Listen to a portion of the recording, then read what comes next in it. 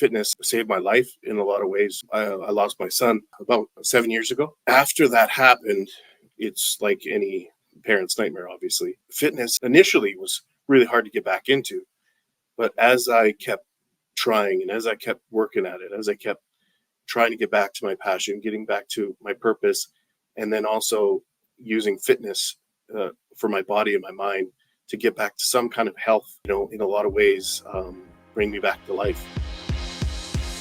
This is All Things Fitness and Wellness, hosted by Krissy Vann. Together, we're uniting industry thought leaders and fitfluencers on the mission to inspire innovation and encourage people to live a life fit and well. In today's episode of our podcast, we welcome Clint Pratch, a key account manager at Matrix Fitness Canada. Clint opens up about his initial foray into the fitness industry, driven by goals that, in hindsight, appeared somewhat superficial and left him feeling unfulfilled. His narrative takes a compelling turn as he revisits personal training, this time uncovering a profound understanding of fitness that transcends physical benefits to encompass social and mental well-being. Clint touches on the pivotal role fitness has played in his mental health journey, especially in the aftermath of his son's passing. He credits exercise as a lifeline, a testament to the profound impact of physical activity on emotional resilience. Moreover, Clint lends his expertise on the latest trends in fitness equipment, offering insights into what health club owners and operators are currently seeking to enhance their offerings. Before we get to it, be sure to hit like and subscribe. We have new podcast episodes weekly featuring industry thought leaders and influencers. I'm your host, Krissy Vann, and this is ATFW. Clint Pratch, so happy that you're able to join us today. I know that you boast over 2 decades in the fitness industry, but all of a sudden, you're a personal trainer and then you have a change of heart? Being an authentic trainer. I wasn't there for them. I was more there for me. So then I quit. I quit being a personal trainer because that has a shelf life for those of you who are thinking about being a personal trainer for themselves. I'm going to pause you there because you're actually not the first person that has ever shared a sentiment like that. So I'm curious, how did you have the personal awareness to realize that perhaps you were in it for the wrong reasons at that point? I just didn't like it. I didn't enjoy it. I didn't come home and say, wow, this is a great job. I just came home going there's only so much you can look at your abs, right? There they are. There's your abs. Great. And the stories weren't resonating with me. They weren't hitting home, And then I quit for about 5 years. And then I went and worked on cruise ships, worked with kids. I worked on cruise ships too. Sorry, but that's wild. Great. Which cruise line did you work on? Royal Caribbean. So did I. Okay, that's freaky. I was a port and shopping guide, and I was a shoppy for a period of time. So you had the good job. Oh, I looked up to you guys. Not gonna lie, I did. For those that have never worked on ships, it's like a complete, I dare say it, caste system on board when it comes to stripes that you have, and if you got a porthole or how your roommate is, and it's such a wild way to live your life. But I feel you there. So fellow ship life person, you ended up on ships, and I mean, knowing that life, it's tons of fun. Everyone needs to know what happens below deck is completely different than what happens above deck. But it's a wild ride. It is a wild ride, especially when you hit those rough seas. However, I can completely understand. You get to a point where you're like, maybe this isn't my permanent life choice. It has to be that way. It's funny. You're the cruise ship life, as you know, you're on the ship for 3 weeks and you all of a sudden are like, I want to get off. And then you're off the ship for 3 days and you're like, I want to get back on. It's a weird warped way of looking at life even. And so I worked with kids and I thought it was going to be one thing and it was another thing. And then I became a manager and that was intense. I don't know if you ever met any of the Adventure Ocean managers. Yeah, I did. We had a job, man. We were running around helping out with cruise staff and which is like the entertainment staff and then having a staff of 10 and making sure that they're showing up for their work. And to be clear for people that aren't aware of that life, it's generally 6 months on, 7 days a week, full throttle. You are in it and you're also living and working in a space that you cannot escape your coworkers. To be honest, I've always said if you can ever hire somebody that's worked on ships, you probably got yourself one of the most solid employees. And as a fellow Royal Caribbean, I still remember because they drill into you all their mandates: gold, greet and smile, own the problem, look the part, deliver the wow. Like to this day, Deliver it's the been wow. decades. Yeah. The best customer service people you could ever have in life. My pleasure. No, Yes, you're welcome. My pleasure. Yeah, exactly. great. I Oh, love it. that's wild. Yeah. So I liked it. I liked it for a while, and then I went through a little bit of a breakup, and then this trainer had a death in his family on the ship. The trainer, and he found out that I was still certified as a personal trainer, and he said, "I need you to step in. We can't get anybody to step in." So I'm like, "I can't run two jobs, like that you don't like, as you know." But I was like, "Yeah, I just went through a breakup. I got nothing else to do. I'm gonna work 24/7." And I did. Basically, I got up and I worked out, and that was the only time that I had to myself. And I actually loved it. I had a little beeper on me while I was training people, beeper for my other job. It was awesome. And then I worked as a fitness instructor for one contract after that, which is 8 months, and Yeah, that that's was uh, that was long, intense. but it was great. I mean, it taught me a lot. Fitness trainers on cruise ships work on tips, work on commission. Basically, we sell product and then we sell ourselves. So it really helped with confidence, and it was a great job. So it was really the best job for learning I've ever had. And then I came back and I went back to the YMCA and I was like, "Hey guys, will you take me back?" And they did, luckily. And the rest is really history. I mean, I went to a company called BodyFit because they wanted me to run a personal training program for them, selling personal training, and I love that. So that's where I started training these sisters, and their dad owns a big fitness dealer, and they across Canada, and they wanted me to manage their local store. And I'm like, "No, I'm a personal trainer. I'm, nutrition coach, personal trainer. I'm that guy." And then they said, "Well, just try once, just try it." And I tried it on a Saturday, and I loved it because it was like short 5 minute training sessions with somebody. You showed them that you care, and then you earn your credibility, and then you get them on a program. But now they go on their way, and you don't really know whether they succeed unless they come back to the store. But you bring that to them. They buy a treadmill and they go on their way, and you gave them that motivation to get it first and foremost, to purchase it, and then to go use it and not become a coat rack. And then from there, I just kept looking at Matrix. I was like looking at the company that I work for now. I kept looking at this great product, and and then I was able to sell it for about 6 months. Did really well with it, and just stayed in touch with them, and then like now the rest is history. And so thinking of the fact that you started with just looking at your own abs in the mirror and now translating it just in your language there, I spend this little piece of time and I know that they go away and it's ultimately a decision, a purchase decision that they're making to change their lives. Now being able to do it on a larger scale when it comes to gyms and health clubs, how does it feel to know then that your ripple effect of making that change is so much wider? Like, do you recognize that you're casting that net and how far you came from maybe like, I don't want to say an immature mindset, but like in a sense, so you've obviously had personal growth over your mindset with fitness. I think that's what makes me good at it is the passion. It comes from that place. It doesn't come from money.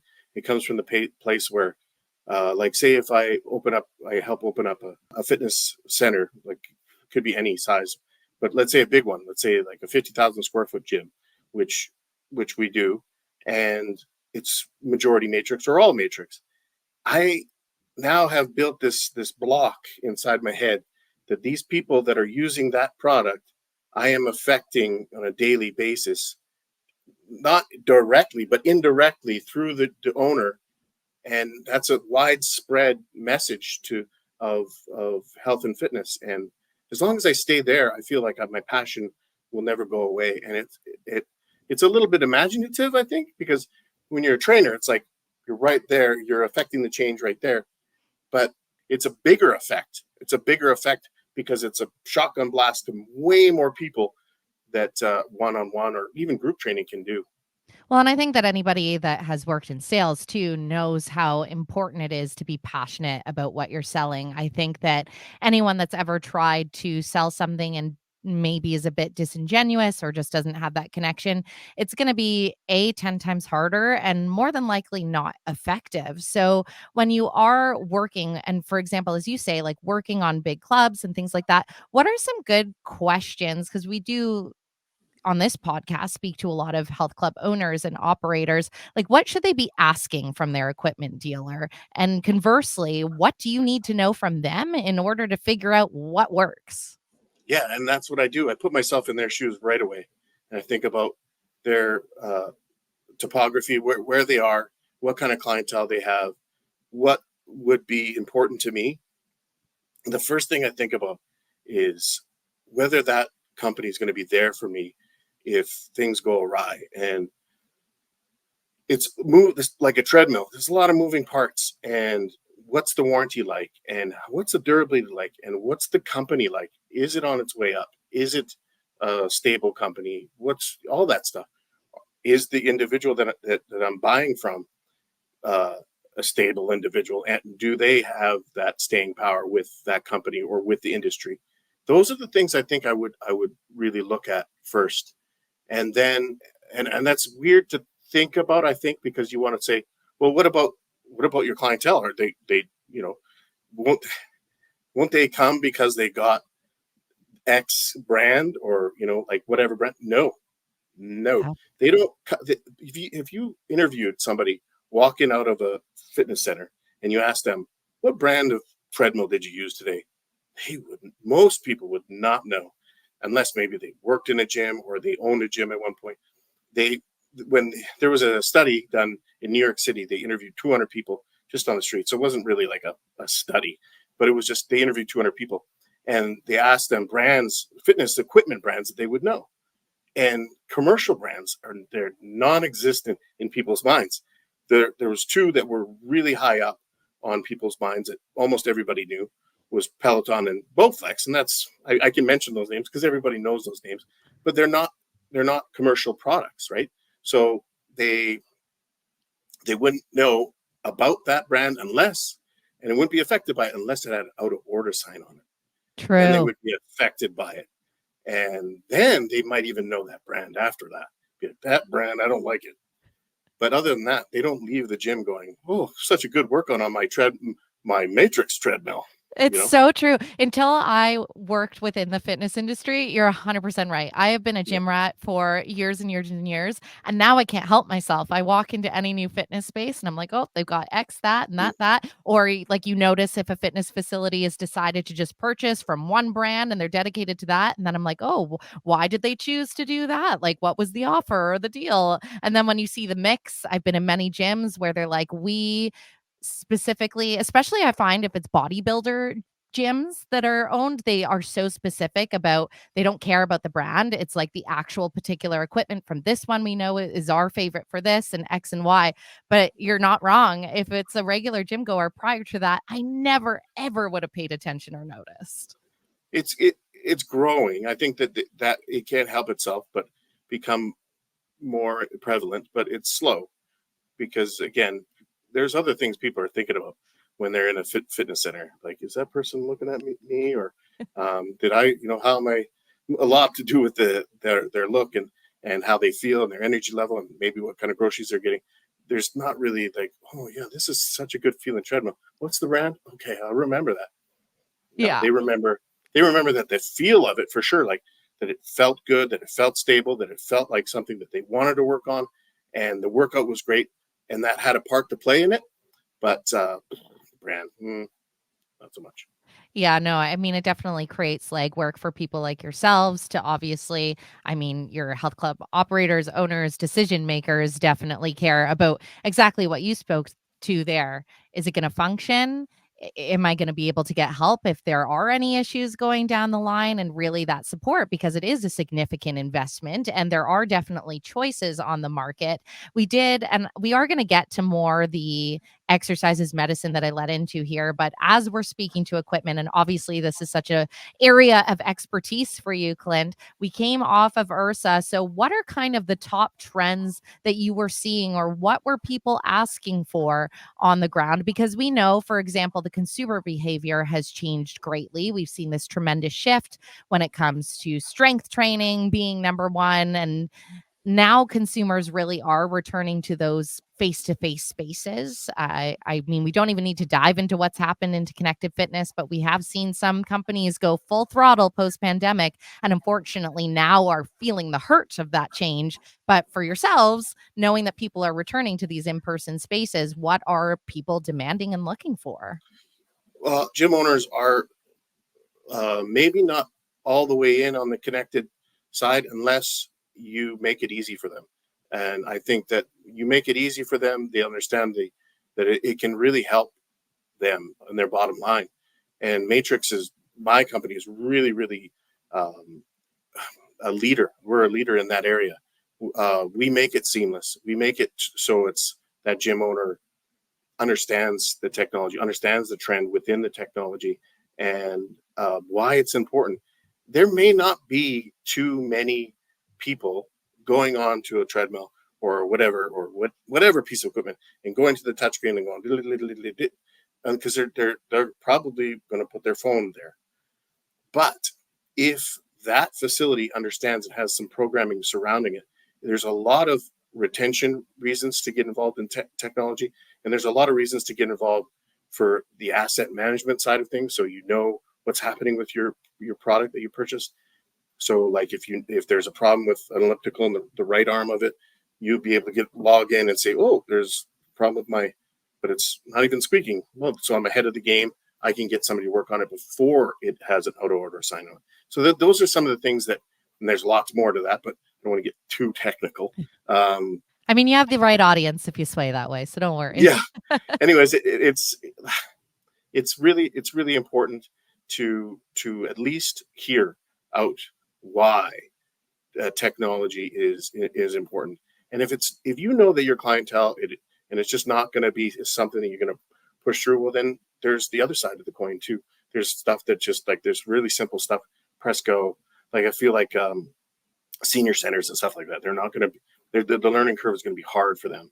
So just knowing where the go button and the red button is important. So it's got to have that seamless. Oh, there's red. There's go.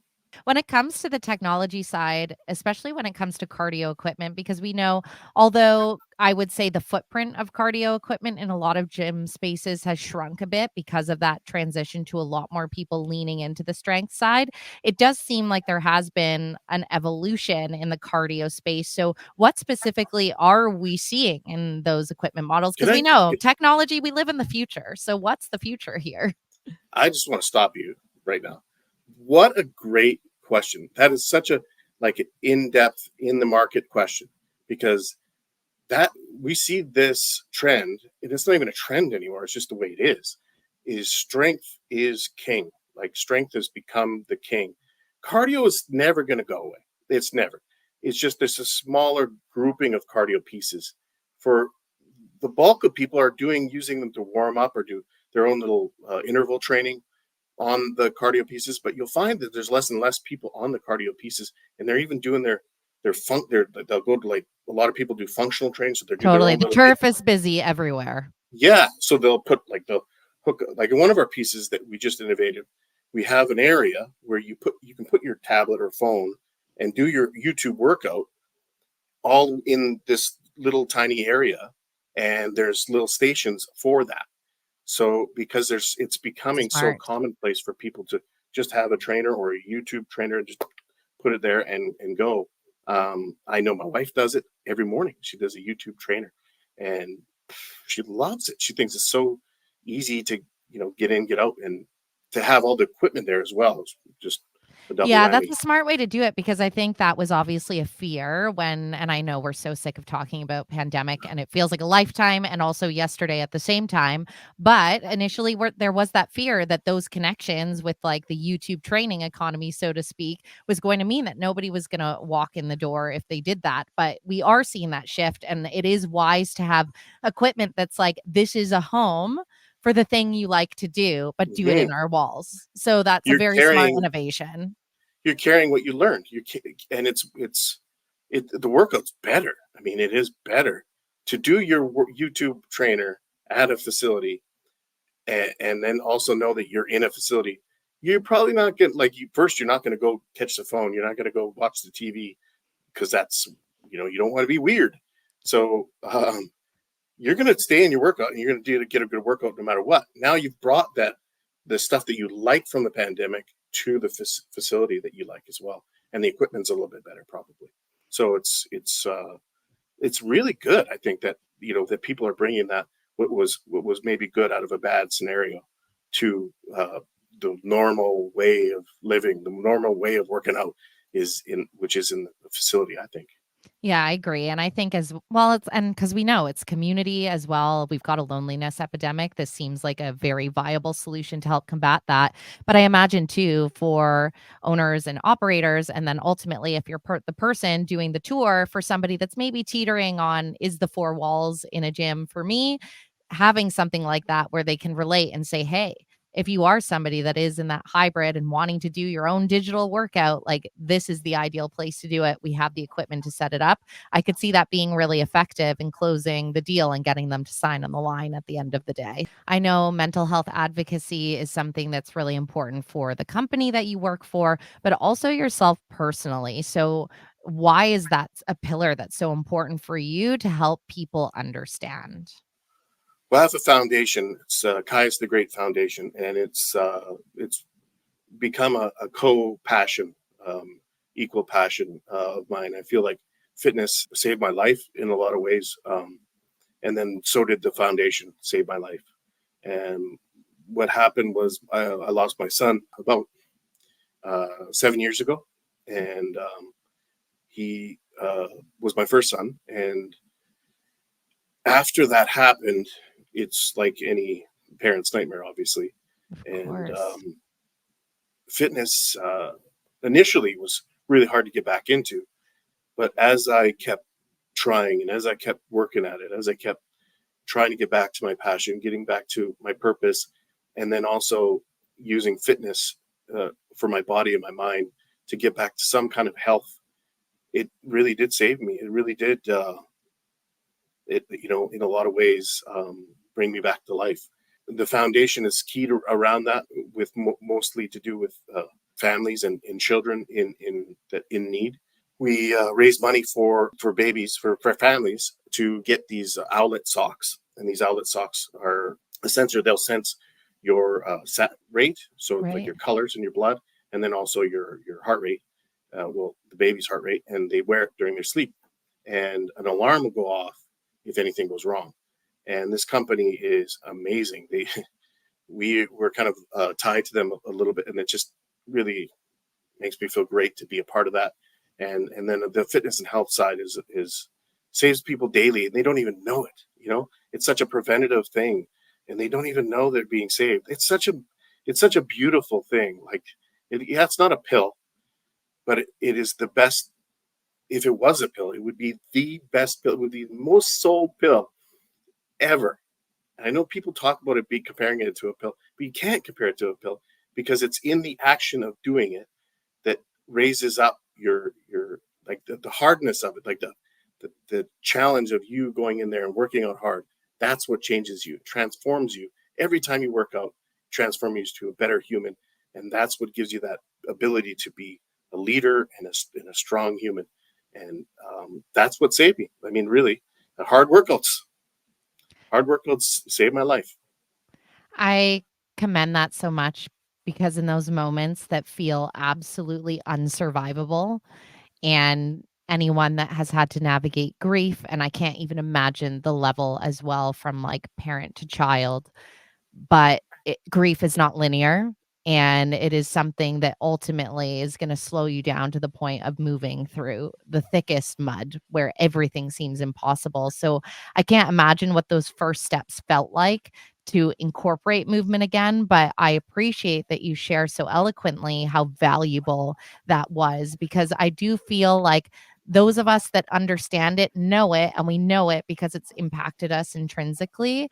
And I think this is the message that we're trying to communicate outward to get more people to adopt exercise into their lives, because that really is what it's all about. The capabilities it has for our mental health. And I like that you said preventative as well, because for you, thank God it was something that you had a foundation of and was integrated. Even if you had trouble getting started again, you already knew that foundation was there. So when you were in your most like vulnerable time in life, it was a tool you could actually grab onto.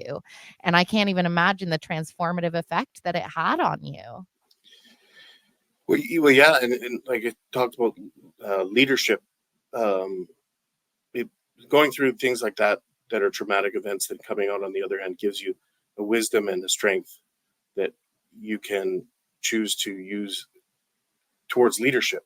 And that's the way I've turned around my sales, is kind of pulling owners back and going, okay, let's zoom out here. I know we're in the weeds here on this product does this and this product does that and this price is this, that price and discount, how to pay.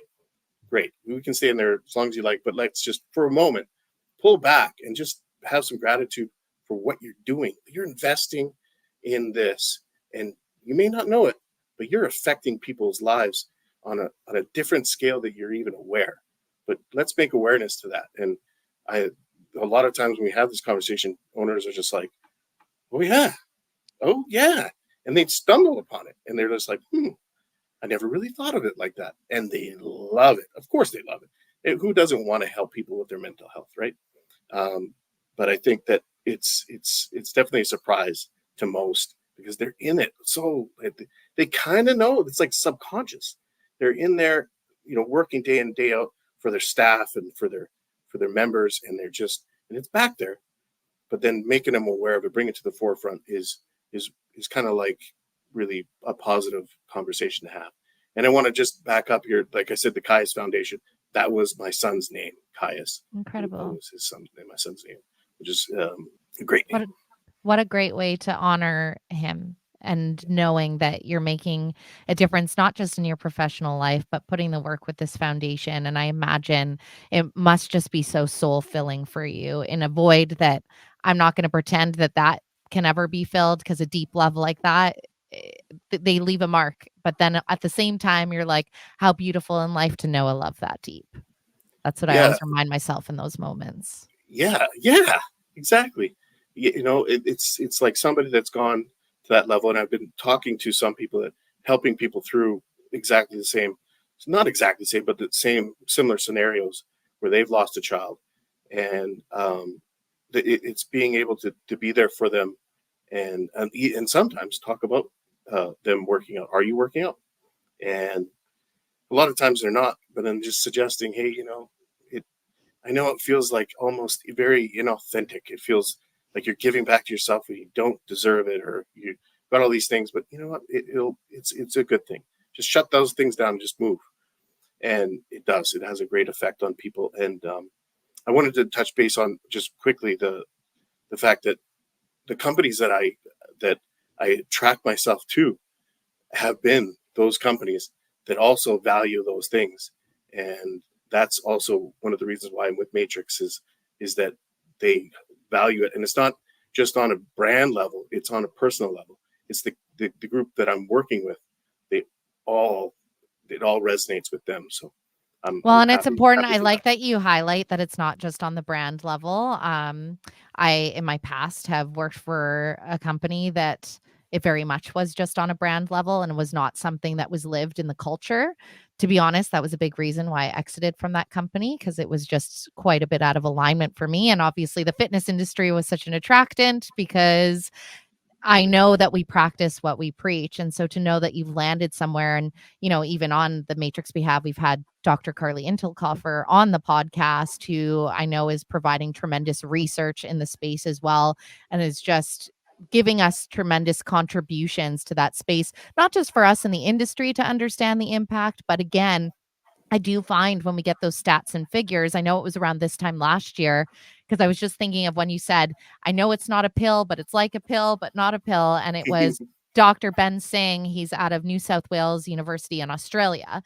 And he actually did the research and published a study in the British Journal of Sports Medicine that essentially proved that exercise was more effective than your depression or anxiety medication. And again, not to discount that if you are in a deep moment of need, I don't want to say that you shouldn't speak with a health professional and find the route that's best for you. I think it's just having that deep understanding that movement and exercise needs to be part of the equation. And I know you're not just delivering that through the equipment side in your professional career, but as I understand it, you still work with clients. Is that correct? And why have you kept that work going? Because I imagine with a successful career, it may not be necessary. It's hard at times to keep it going. So I teach boot camps and spin classes, and I would teach a couple a week, but it keeps the sword sharp. And when you speak to them, you know a little bit more. You know what's happening in the weeds a little bit more, and I feel like that sword stays sharp that way, and I love it. I mean, it's pretty awesome. I have this 79-year-old woman that comes to the Yes. boot camps. Oh my God. And I watch the people like training, as if trainers are listening. It's hard sometimes to motivate people. And when she's in the class, all I do is just go, like, if somebody's backing off and not working hard, I just go, look, just look over there, continue, work, let's go. And she's just the whole time. In fact, sometimes she just goes when was a rest period, and I have to go, no, no, no, no, no, let's back off here, time to rest. And she goes back to it. Right on. Unbelievable. What a story. What a great human. Everyone actually laughs because obviously I run the All Things Fitness and Wellness Instagram.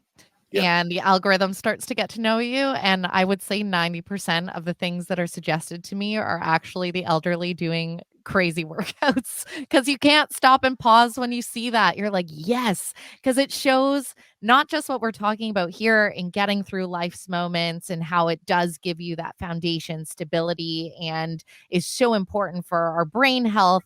But at the same time, it's also preparing for us if we're gifted our golden years to be able to actually show up and function in those golden years and keep living and playing. And so you can't help but be inspired, I'm sure, when the 79-year-old walks in just ready to rock and is kind of showing up all the other ones to say, keep up. It's awesome. It's a little bit of a downer for me almost, because I can't I can't I can't I can't They're put on her, another to level. I can't put her like to a point where she's at failure. I'm like, what is going on with me? There's 25-year-olds that are super fit and they're saying enough, and then she's at the end of class, she hangs. She gets on the bar and she hangs, and I'm like, oh, that's so good for you. And I'm like, wait a minute, we just did a class. What are you doing? Take a break. So that tells you something about work now. Also, it tells you something about putting in the work. It maybe it's not always the thing to do, but I feel like in society we don't put in enough. Yeah, I agree. That's just an opinion, but I feel like if that we kind of go towards that place. Well, I got to rest. I got to make sure I get my rest in. I got to recover, which is true, of course. But there's a little bit of like a pullback in the workout itself for people to go, oh, I'm doing enough. Well, you could do more. Well, and I think even when you zoom out that lens, just as a society in general, never before have we had so many distractions available to us.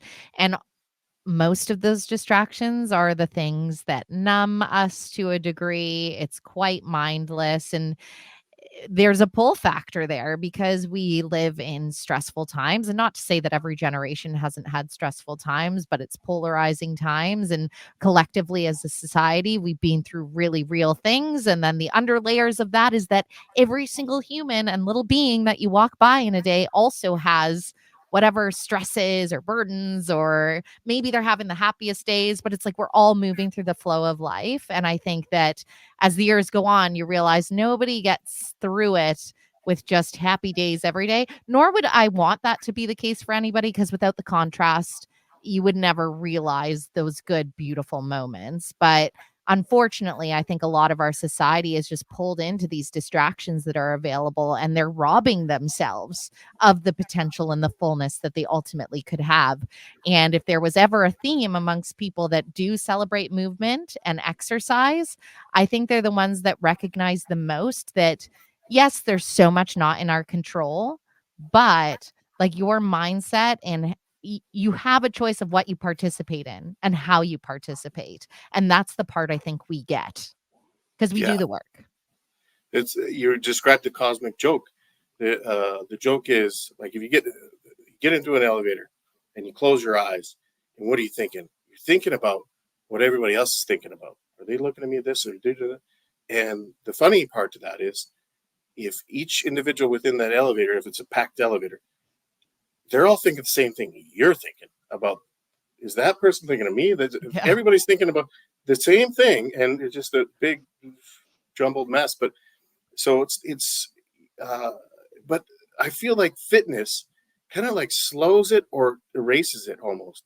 You just when you go to a really good workout, and you know it's a good workout, it's like a magic eraser in your brain. You can almost hear it, and it's like you're good after, or even and more like more prevalently in when you're in it. Mhm. And when you can get to that place when you're in it and you feel that way, then it becomes something that you just crave and it's done. It's the opposite of trying to get there. It's trying to stop you from getting there. True. And you're going, man. And you're scheduling it in above things that people would never do. Like, I'm sorry, I can't make that meeting. I got to go work out. And guess what? People are going to respect you for that. 1000%. Well, Clint Pratch, I appreciate number one, what you do from the industry side. Obviously, when it comes to equipment sales, it comes from you from like a true rooted place of passion. And I think that's what this podcast celebrates a lot because I do find this is an industry for sure that just feels so tied to our why and our mission from such a genuine space. And I'm sure that the job is busy, but the fact that you still make time to work with clients and just your evolution from those really early days where it maybe came from a more superficial place, and the fact that you have had your mind open to everything that it can do and are part of that ripple effect. I appreciate that about you. And I do like to leave everybody with a little, it could be a quote or just a nugget of wisdom, but something to fuel up our day. So, what's kind of that lasting note that you would like to leave us with today? Well, I have a couple, but I just want to say before I say it real quickly, what an awesome thing you're doing. You're filling a Thank void you. that I knew was there for a while now. Like, wow, I just let's go. Let's Thank you. go. Like, you're awesome. And what a great idea. I always say I had a radio show before, and we used to always say, motion is lotion. And if you're using the lotion in the right way, it's probably going to help you. So motion is lotion. So just keep moving. And and something that Matrix says it's different but better. So seek out things that are different but better, and it don't maybe initially feel better, but if you keep trying different things, that's how you incur the change. And so don't be afraid to try different things, and then they often will become better. But you'll know. I like, and I'm gonna like just add to that and elaborate on what you're saying there because I totally hear that, and it's not running away from the discomfort because generally different, we're creatures of comfort. We'd stay there. We'd marry the misery if we had to. Most humans would. And it's about pushing yourself into that space to just try the different, and that's how we grow. That better is the growth. So You thank you deserve so better. much. Everyone deserves Yes. better, Yes. including that gym owner that doesn't need, but can do with a zoom out, and they deserve better too. They do need to look at the greatness that they are and what they're doing. Brilliant. Well, Clint, thank you so much for taking the time to sit with me today. I really appreciate it. Thank you. You've just listened to the All Things Fitness and Wellness podcast, hosted by Krissy Vann. This episode was brought to you by Fitness World, your fitness, your way. Be sure to hit like and subscribe. We have new podcast episodes weekly featuring industry insiders and influencers. Together, we're on a mission for everyone to live a life fit and well.